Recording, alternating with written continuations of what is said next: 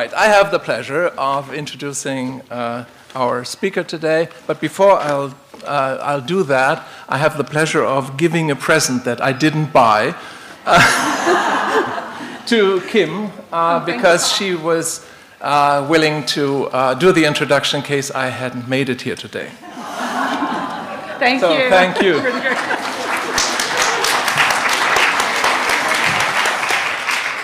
Introductions are, as we all know, a curious academic genre. Normally they begin with the astute statement that the person doesn't really need an introduction, and certainly this is true in Margaret's case. I wanted him to stop right there. But I didn't listen, as you know. So from declining to decline, age by culture to age-wise, she has been inspiring, intriguing, sometimes prodding us. But I don't need to rehearse all this. Instead, allow me to share with you my favorite Margaret Gullette reading moment, which is a scene from Age-wise, in which, and now you're listening, in which Margaret addresses the Inuit myth, and for all practical purposes it is a myth, of geronticide, when aging or aged Inuit elders are allegedly placed on an ice floe and then shoved away and left to their devices or the lack thereof. Now, in Margaret's reading, this is a powerful image which condenses not only the marginalizations, the complications of late life identity, but also her work as a critical but also compassionate person, bringing together astute insights and a passion for the human. And for that, this is the reason why it's my favorite moment, and this is why I'm a great fan of hers. Having said this, we now turn to the sordid side of academia. 30% discount. Margaret there will be a new book coming out from Rutgers titled Ending Ageism. When did you ever get so optimistic? Ending Ageism, or How Not to Shoot People. Old people. Okay. Not so modest, not so optimistic after all. This is due August this year and will come out in the Global Perspectives on Aging series.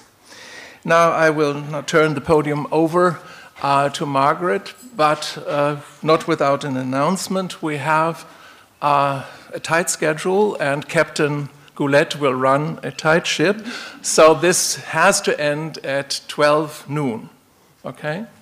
Please don't take offense if not all questions can be addressed. Ladies and gentlemen, Margaret Gullette.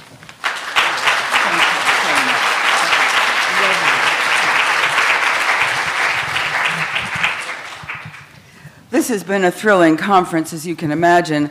In 1993, when Ann Wyatt Brown and I decided that we needed a field called age studies, we could never have imagined this. And it's happening in Graz, and in front of me I see the past, the present, and the future of age studies. So, thrilling, as I say. Okay, ageism, the violence, the hurt, an oppositional move. How much should we in age studies care about ageism? Should we consider making the turn to ageism, as such major shifts of focus and insight are sometimes called? My short answer is, of course, yes. Consider this. What is often called intersectionality is really a means of becoming more human and empathetically open to pain, location by location. Each new focus on suffering brings us closer to a vulnerability we had not been able to acknowledge. Ageism is best understood as a system of inflicted suffering, sometimes deadly consequences. In the United States, there is such an array of ageisms, or an array of assaults, that I have started to call them the ageisms, in the plural. Not all of you are citizens of the United States, but many of the ageisms may be on the way to your country, now that the alleged graying nation problem is being spread across the globe. It is news to many people that the graying nation problem is produced by ageism and not by elders. The ageisms lurch into American lives at all ages, starting in childhood, in academe, in our legal system, in the media, in medical malpractice, in the neoliberal capitalist economy, in public chatter about burdens and zombies. And this march in the efforts of a Republican Congress and president, once again, to try to cut the necessary safety nets, Medicare, Social Security, and Medicaid, and they will not desist. And ultimately, ageism occurs where discrimination may hit home the hardest, in families and in everyday social interactions. Sometimes the attacks are invisible, or perhaps it would be better to say they are unseen. And sometimes the victims are silent, or perhaps better said, their cries go unheard. So it behooves us, who have ears to hear, to be vigilant. Ageism offers many forms of violence. I am going to start with an obvious act of violence: legal assault and battery. As you may know, because it became an international cause célèbre, Dr. David Dow is the passenger who was dragged off the United Airlines flight by Chicago security police, who smashed 2 of his teeth and broke his nose. He may need restorative surgery. Dr. Dow and his wife, although ticketed and seated, were asked to leave the fully booked plane to give their places to airline personnel. When Dow refused, explaining that he was a doctor, a young policeman manhandled him, crashing his face against an armrest and dragging him down the aisle. And how many of you have seen the video? Wonderful. Okay. I didn't plan to talk about Dr. Dow, but Dr. Dow is 69. He's originally from Vietnam. Security personnel made a decision to use force against him when he refused to leave. They knew he was a doctor. Both ageism and racism, I suspect, played a role in ignoring his professional status, too. How many of you thought of ageism when you saw this story? Well, good. Okay, a small smattering of hands. The next time this occurs, every hand should go up, right? You are in age studies. This is your terrain. Old men and Asian men of all ages are stereotyped as weak and passive in this, like old women. Not likely to be obstreperous, like a husky football player. In this case, Dow's appearance of vulnerability was doubled, or perhaps, given that he was wearing glasses, trebled. This might have stopped ordinary, decent people from touching him with intent to dominate, but security men are trained differently. This is what other people call, compound stereotyping. This is a less well-studied, often disregarded. This old Asian reads, will handle without fuss. Each reductive assumption is inaccurate. Old men are not always weak, if indeed 69 is old. Or for that matter, are they docile? My grandfather, an immigrant iron foundry worker in his youth, had powerful hands into his 80s and a strong sense of dignity. And Dr. Dow, who left Saigon on a raft in 1975 as a refugee with the wife who was by his side in the plane, appears to be a fierce survivor of calamity, resistant to oppression. At 69 on the airplane, he fought back, right? Remember? Screaming.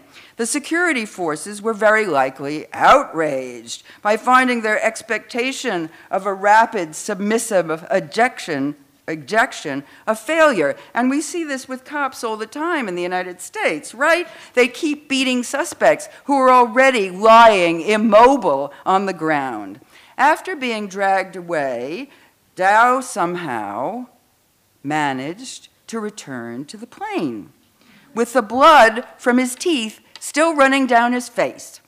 He might have been shamed, a key word for me, shamed by the beating. But without shame, he went up and down the aisle to expostulate.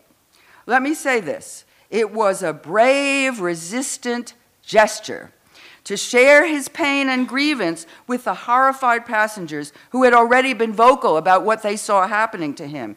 He showed respect for his own person. He expected the respect to be shared by them. And this is a remarkable gesture, and you will be able to appreciate just how remarkable after I tell my second story about Violet. So, my keywords today are shaming and grievance. The arc of this talk is the vivid psychological arc that leads from the depths of shaming to the milestone, a Frantz Fanon word, of uttered grievance. Despite the trauma he had endured, Dow made an appeal to fellow passengers for solidarity. When tyranny seems powerful, collective emotion may be all that saves us from despair. In an attempt to protect itself from charges of racism, United has said its system for selecting David Dow and his wife is an algorithm that takes into account issues like disability. Use of the technical term algorithm can make these choices appear, godlike. But almost certainly passengers' ages are known and weighed as an input like gender, and race may be inferred from names. Racism and ageism, which influence the security guards, as I've said, may also have operated in the bureaucratic selection of the good doctor. The mainstream media have treated Dr. Dow's experience narrowly as a horror perpetrated by a single airline that mistreats paying customers or by a business model that forces overbooking. It is a serious mistake to look so narrowly at sources of harm. Some commentators, mostly Asian, think it was racism alone, even though Dow is 69. The remarkable fact about the media treatment of Dr. Dow's story is that no responsible article on Google, the search engine, has considered ageism, and nobody has been willing to publish my article saying that this is so, or could be so. Considering racism without considering ageism obstructs our understanding. Ageism is often violent, as some of you social workers and gerontologists in the audience know, because I've heard you talk here. We are unused to saying that ageism is violent, except in cases of elder abuse. And its precipitating cause is a person who looks to the perpetrator vulnerable. Sociologists tell us that seeing categories like gender, race, and age, what I call the body-based categories, we allot time for little more than a glimpse, a mere glimpse. So if stereotypes pre-exist, they are activated instantly. Aging, however else we define it, aging is the trigger for ageism. Aging is the trigger for ageism. I think that's on your sheet. You have a handout because I want people to have takeaways. As I see my friend Carl, who happens to be white, he is Harvard educated. He is a man of privilege. He was the head of a huge not-for-profit charity. He retired at 80. He's a big 6'2", over 200 pounds, and well-dressed. From the back, though, a careless bystander might see only white hair, cautious walking, what Chris Gilliard and Paul Higgs call the appearance of agedness. What does that sight trigger? Kindness, often enough. But a reckless man hurtling down the stairs of the subway in New York City kneed Daniel from behind. The assailant wasn't seen. He didn't stop. Daniel fell. He endured a painful knee operation, hallucinatory opioids, weeks of rehab, and then a cascade of ongoing problems. His condition is now being called aging, rather than what I would call it, depraved heart battery. Depraved heart, this is a technical term in legal studies in the United States. Depraved heart crimes are those where the perpetrator displays indifference to the strong likelihood that he will do harm. Other victims of hit and run can be female and supposedly sheltered by their professional authority. On college campuses, students walk into their professors. As Lainey Marshall has written, female professors as young as 50 find that mostly male students bump into them on campus sidewalks. And anonymous victims can be out doing errands on the public street. One tall, elegant white woman I know, a friend of ours, only 73 but slender enough to appear weak, says, "They are playing chicken with you. They want the sidewalk. Make that old lady move out of the way." Conscious that this is a chronic urban danger, she avoids Manhattan's main avenues. Not everybody's body is vulnerable to this experience. No, a distracted person on a cell phone is not as likely to crash into Hulk Hogan as into my friend Caroline. Bullies are careless only when they feel safe. Historically, in the evil days of the United States, which are not over, a person of color was expected to abandon the sidewalk if a white person wanted the space. Now, a brand new compound assault is where you better stop, whether you are brown or black or white, male or female, in any combination, but always older. You better step out of the way when a younger person is about to walk through you. I name a new crime, walking while old, on a plane, in the street, on the campus. By looking old, you are taking up space that someone more favored feels entitled to. It is right to call this the violence of ageism. No respecter of persons, respecter of no old persons. Does it not behoove us who have eyes to see and hearts to be moved to be vigilant? I start with ageist bullies because in the United States, they are now located in positions of power over many millions of old and disabled people who are thought unlikely to fight back. The biggest bullies are neoliberal capitalists and billionaires, who seem startled and offended by the socialized costs of longevity. Directly and indirectly, they are making it harder to be normally old. The average woman in 2014 on Social Security received about €1,000 a month. At that rate, she may not eat every day. The cost of living adjustment, which covers inflation and prices, was cut to 0 in 2016. This in the same year that the economy finally recovered enough to permit the central bank under Janet Yellen to raise interest rates. Neoliberalizing old age means that people who invested in Social Security all their lives are alleged to be undermining national well-being, and their Medicare is thought to be stealing from the young, who tell me that this is happening to them. Our weakness as a group, our vulnerability, comes in part from the fact that the older age classes are always a minority. Yes. In 2016 in the United States, supposedly a tsunami year for old people, people over 65 will still be only 22% of the population. And despite alarming statistics about the graying globe, this minority status is true internationally, even in Japan. The fact is, I see it, is that heterogeneous as old people are, privileged as some may be, and no matter that we vote, we endure many attributes of other numerical minorities. Okay, here we go. Invisibility and hypervisibility. Intolerance of our appearance. Lack of audience for our subjectivities and our grievances. Underestimation of our trials. Dislike of our alleged characteristics. Disgust at our apparent weaknesses. And according to a Fraboni subscale, for those of you who know Fraboni, unwillingness to look us in the eye or spend time in our company. I refer some of you to Jean-Paul Sartre's Anti-Semite and Jew for further evidence of this kind of thing. People can offend our minority without receiving any reproof.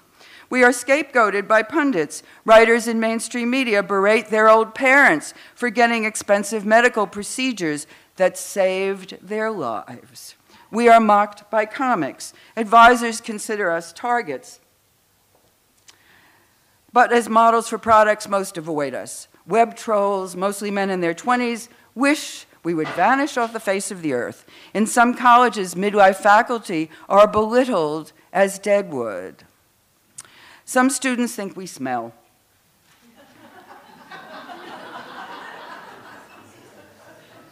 Scientists define our aging as a collection of diseases, the terror of Alzheimer's, inflated even by the well-meaning Alzheimer's associations, makes growing into old age seem an unavoidable disaster. Yet despite our being a minority, it is often implied that there are too many of us, especially women. Since women live longer than men, women appear to be the most costly burden. As an old woman, you may be medically undertreated. It's likely. The odds of not receiving chemotherapy for breast cancer if you are an American woman over 65 are 7 times greater than for a woman under 50. It seems that doctors unconsciously factor in age when deciding against treatment plans. There are always too many of the vulnerable, right? In the eyes of those with power to withhold.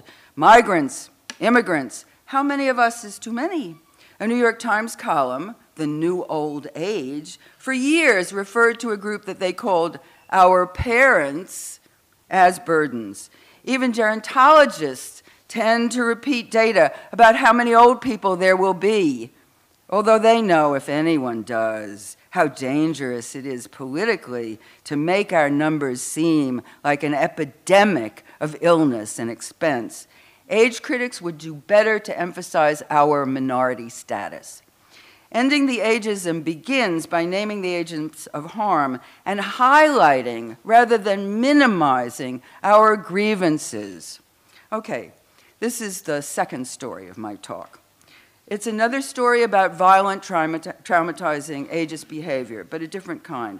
The target was a 70-ish professional actor I will call Violet. At a conference about performance in Toronto, organized by Marlene Goldman, a great conference, a strikingly beautiful actress with springy white hair told a story about a barbaric rehearsal process for King Lear. Violet had been the only older person at the rehearsal one day, and no one had picked up on any ideas that she offered, although she herself, an admired character actor, was going to play Lear. Violet then kindly decided, like a good teacher, that she would go silent the next day to let the younger actors speak, and they did speak. To borrow a street term that is used also in psychoanalysis, they dumped on her ideas. They said my ideas were boring. They were bored. I felt destroyed, she frankly told us. They had publicly stripped her of a major identity as an experienced theater professional. After that, she had barely been able to get through another speech, not by Lear, but this time one spoken by the blinded Duke of Gloucester, who stands, as he thinks, above a cliff at Dover, ready to jump. Paralysis, she said, overtook her. She labored through Gloucester's suicidal lines of farewell to the gods. This world I do renounce, and in your sights I patiently shake my great affliction off. It took her forever to get through it. Shaming typically undoes some vital parts of us. If we stay wordless, it may cause somatic symptoms: nausea, acid reflux, vomiting, paralysis, and suicidal thoughts. Violet was suffering a post-traumatic state. When ageists strip us of our accumulated identities, it leaves us with only the single disparaged identity of being old. Of course, the exaggerated salience of age wouldn't matter if aging into old age were impressive and desirable. However, the day of powdered wigs for 35-year-olds is long over. Violet didn't mime the scene of trauma. We didn't see her submissive downward glance, her hesitations, her paralysis, her sobs, her shaking. She recounted forcing her way through her task after the crushing public demotion. But then, oh dear, she said that it was her fault for being old. Violet felt she was wrong rather than having been wronged. For some people, shame about aging has long been a fearful anticipation. But in Violet, it flared up from external violence. She was thrown by the affect in the air, as my late friend, the philosopher Teresa Brennan, called it. That affect had to have been the younger person's irritation at her female authority, at her grand voice from under her energetic spray of white hair, and their giddy pile-on as what I call young judges. So, who are these young judges? They are people who have internalized ageism as children or in the workforce, and then as they grow into adulthood, they absorb too much of the magnificent imaginary power conferred on them by the Western world's cult of youth. They see young people, the preferred demographic, in ads, magazines, movies, TV, the internet. They identify with this conferred power, and under certain conditions, they misuse it. This is a horrid combination, embracing youth identity as if it were an essential identity, unchangeable, and causing you to other old people. And it can end violently for them, too. Make no mistake, it took bravery for Violet to tell us her story. She forged a public space at the conference for reporting this violence, but then she made the mistake of blaming herself. So the experience was so confusing to her, she couldn't get it straight. Which party was guilty? What the ethical situation was. That there was an ethical situation, a moral fault of cruelty. And she did worse than make this a personal mistake. She gave everyone present, all those future young writers and actors, age critics, her impression, which she conveyed in her actor's passionate, performative way, that aging into old age was a crime that deserved punishment. I had felt intense sympathy for her paralysis. Now, although I stayed silent, I became agitated. Violet was teaching shame. People are no longer ashamed, told to be ashamed of having cancer, right? They know it's not their fault. But ageism, when misconstrued by its victim, is shamogenic. Damage to one victim, like a communicable disease, may infect others, as happened to me, in fact, after merely hearing Violet's story. I had a nightmare the very day after giving a keynote that was enthusiastically applauded, if I may say so. In my dream, however, I was a failure as a speaker. I was exhaustedly trying to teach a mass of students in an awkwardly wide room that was filled with howling winds.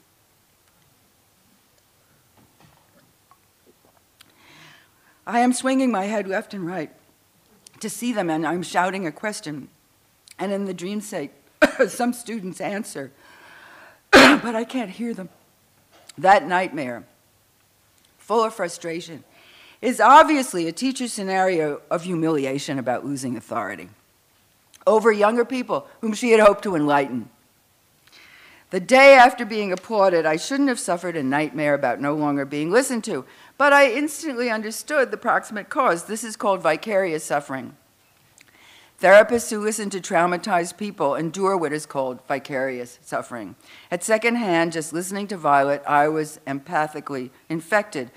But, I had an age critic's advantage over Violet of recognizing the affect of my dream. I knew it was fear of ageism. Not fear of aging, but fear of ageism. And I tell this story partly in order to say how ageism consciousness helped me. How could Violet overlook the youthful spite that had paralyzed her? She's an active professional woman, one of the millions of new women of our time. And I'm sure many women in this audience, as those of you who have aged into midlife or beyond, have counted on a decent future.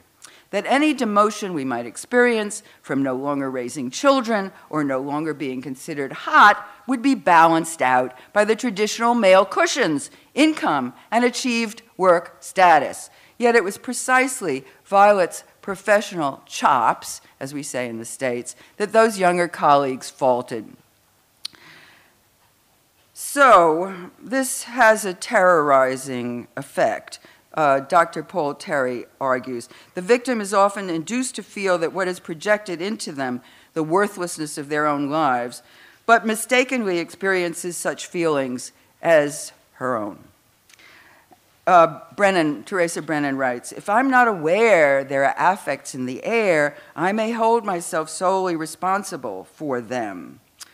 Teresa's my guide here. She has no hesitation about calling shaming terrorizing and traumatic. In the theory that's offered here, it marks what the body experiences as an alien deposit, but unconsciously, of course. In such cases, trauma becomes a piercing of the psychical shield of the defenses, as well as a dumping, but it does not necessarily fade with time. Brennan interprets the trauma as an alien piercing. Exposed to other people's stories of trauma, lawyers and social workers develop symptoms like PTSD. Therapists may feel nauseated when listening to clients who feel deep shame about aging, about anything but aging, for sure. Empathy for Violet's paralysis also explains why my subconscious put me that night in a windy outdoor classroom.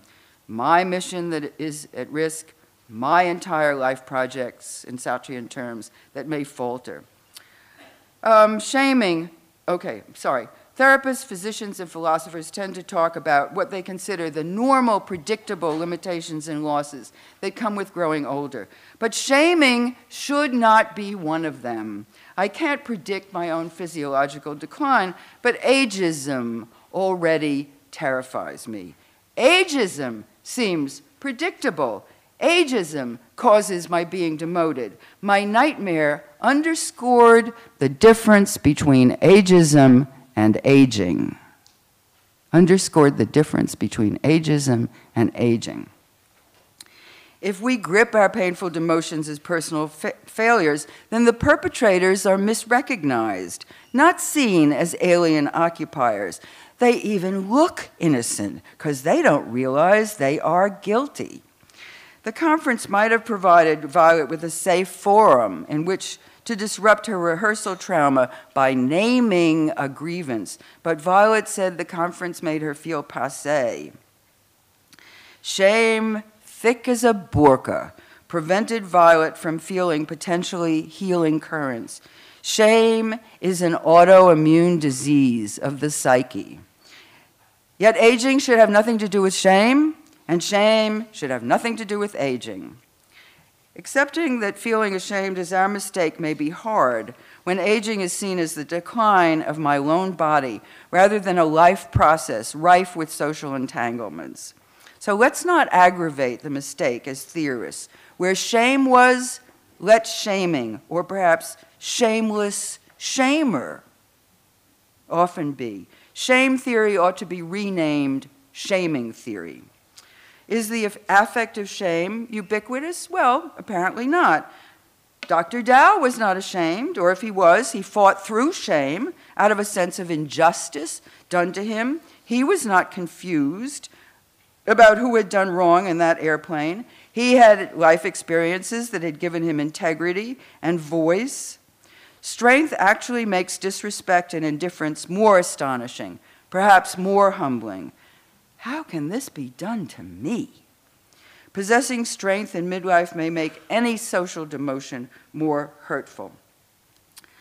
Okay. People might not die of shame, as the expression goes, but they may wish they could. People whose adult offspring high-handedly tell them they can't keep their car keys may thereafter fail to thrive, a term now used only for neglected infants. I have a lot more in my book about the kinds of people who can feel shame and how deep their shame can go and how midlife men commit suicide when they're long unemployed, how cultures promote shame, certain categories of old people feel it more than others, and the degrees of shame. But I'm going to skip all that. But if there are preemptive Alzheimer's suicides, I copped this idea from Rudiger, people like psychologist Sandra Bem, who kill themselves, anticipated shame may drive that. So that's a new risk, and probably more for women than for men. Any substantial account of ageism may have shaming as a subtext. So if you activists have been waiting to see how the perpetrators of ageism get away with it, why ageism consciousness does not get continually raised, why no great rights and justice movement has swelled, why outrage finds so little expression, it is not because old people are innately apathetic or stupid. It is certainly not because all our issues have been resolved. We, utterly, without fault for aging, are not a homogeneous group. We don't vote as a group. We have only shreds of positive group identity to organize around, despite your best efforts. And in the face of the array of bullies, we may succumb to individualism and shame. Okay, an oppositional move. Thank you. This talk ends where all liberation movements begin, with a declaration of grievances. The American Declaration of Independence and the Feminist Declaration of Rights and Sentiments of 1848 both rhetorically confirm suffering through lists of deeply substantiated complaints. So here at the end, in the same spirit that animated their main authors, Thomas Jefferson, Elizabeth Cady Stanton, I offer a preamble of justification and a list of grievances. This list will surely prove preliminary. These charges are guided by a vision of social inclusion, well-being, and justice.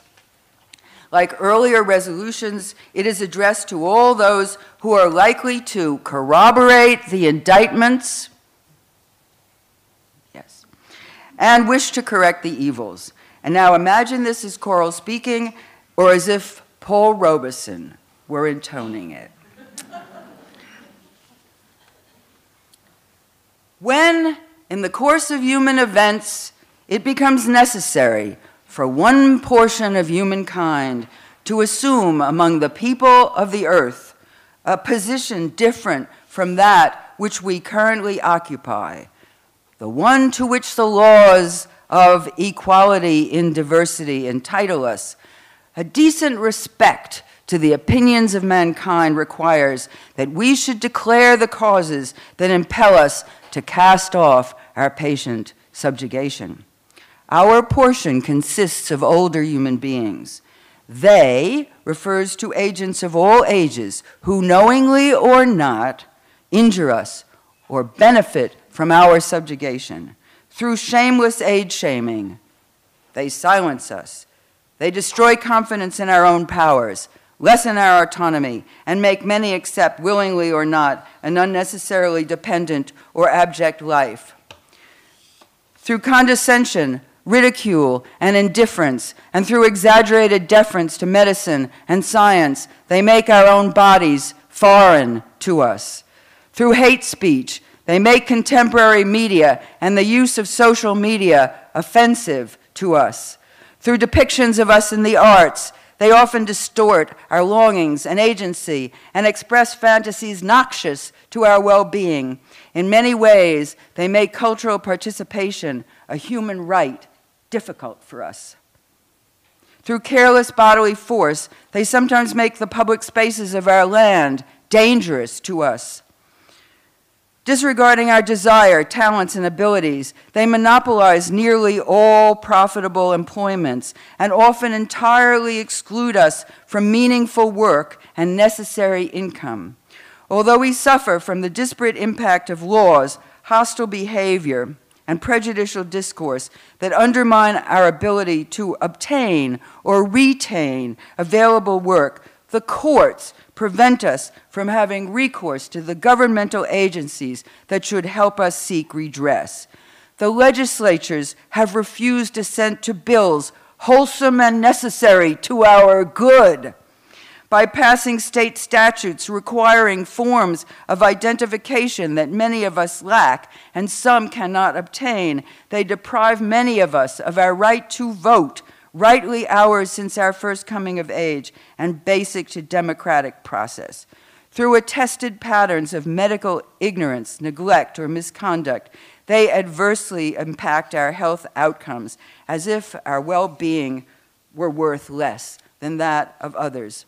Through legal procedures lenient to evildoers and in other ways, our lives, particularly if we are women and impaired, are held to be cheaper than the lives of others.